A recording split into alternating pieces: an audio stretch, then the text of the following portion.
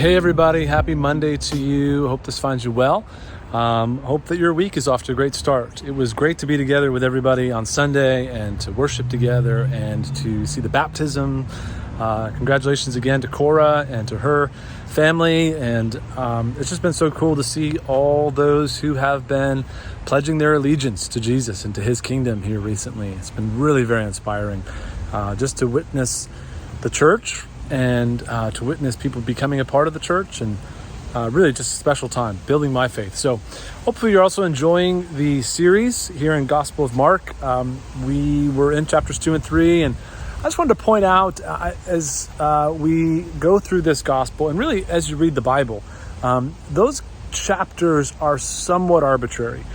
They were established, the Archbishop of Canterbury put them together in I think the 13th century sometime.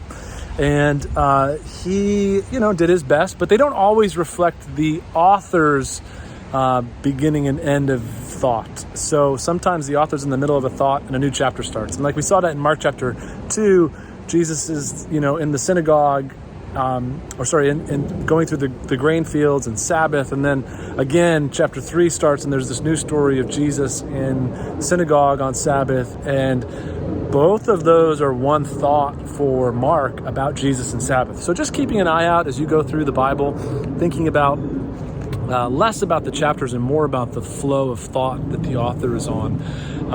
But this Sunday we'll be going into kind of Mark's next transition of thought as he starts to talk about the mystery of the kingdom. And he starts out with parables.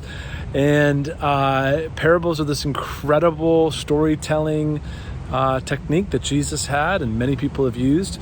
But the best description or best explanation, I would say, of what a parable is that I've heard is that a parable is kind of like a joke where the punchline comes at the end and then that suddenly reframes for you the story that you just heard in a meaningful way. And so that's how parables work. You get some sort of punchline, and the punchline reframes the story that you just heard. And we love parables because they're simple stories, and stories help us bring meaning to things. And I mean, you can read the same parable over and over and over for decades, for all of your life, and keep drawing out new meaning, because stories have what my professor Mark Love says, a surplus of meaning.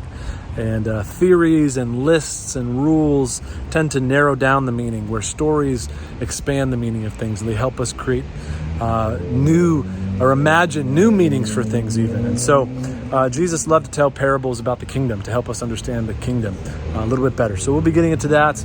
I'll include in this video description a link for a Bible Project video on parables. Really helpful, really simple, 5-minute video.